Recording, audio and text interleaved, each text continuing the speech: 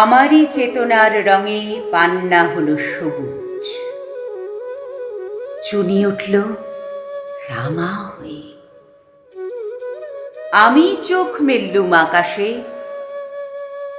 জ্বলে উঠল আলো পূবে পশ্চিমে। গোলাপের দিকে চেয়ে বললুম, সুন্দর সুন্দর হলো সে। তুমি বলবে, হে যে তত্ত্ব কথা, এ কবির বাণী নয়।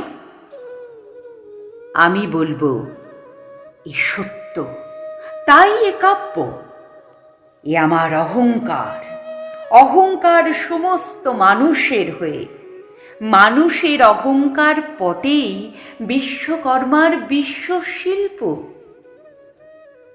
তত্ত্বজ্ঞানী জপ করছেন নিঃশ্বাসে প্রশ্বাসে, না না না, না পান্না, না চুনি, না আলো, না গোলাপ, না আমি, না তুমি। ওদিকে অসীম যিনি, তিনি স্বয়ং করেছেন সাধনা মানুষের সীমানায়।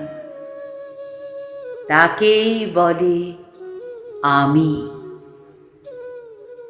সেই আমির গহনে আলো আঁধারের ঘটল সঙ্গম, দেখা দিল রূপ, জেগে উঠল রস, না কখন ফুটে উঠে হলো হা।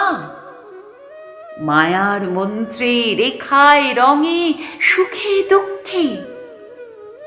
একে বলো না তত্ত্ব। আমার মন হয়েছে পুলকিত।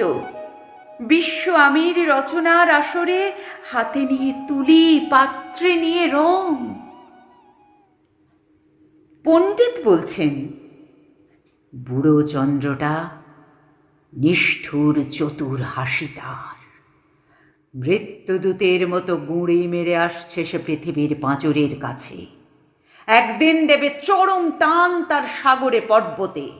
মর্তলোকে মহাকালের নূতন খাতায় পাতা জুড়ে নামবে একটা শূন্য, গিলে ফেলবে দিনরাতের জমা খরচ। মানুষের কীর্তি হারাবে অমরতার ভান, তার ইতিহাসে লেপে দেবে অনন্ত রাত্রির কালে। মানুষের যাবার দিনের চোখ বিশ্ব থেকে নিকিয়ে নেবে রং। মানুষের যাবার দিনের মন ছানিয়ে নেবে রস। শক্তির কম্পন চলবে আকাশে আকাশে, জ্বলবে না কোথাও আলো।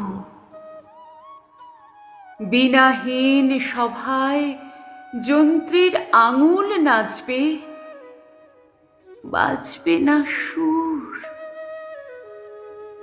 সেদিন কবিত্বহীন বিধাতা একা রবেন বসে, ব্যক্তিত্ব হারা অস্তিত্বের গণিত তত্ত্ব নিয়ে। তখন বিরাট বিশ্বভুবনে, দূরে দূরান্তে, অনন্ত অসংখ্য লোকে লোকান্তরে এ বাণী ধ্বনিত হবে না কোনোখানেই,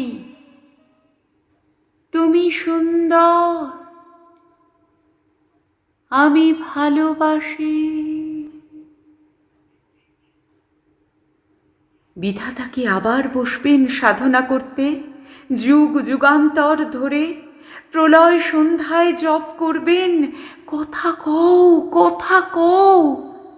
বলবেন, বলো তুমি সুন্দর। বলবেন, বলো আমি ভালোবাসি, আমি ভালোবাসি।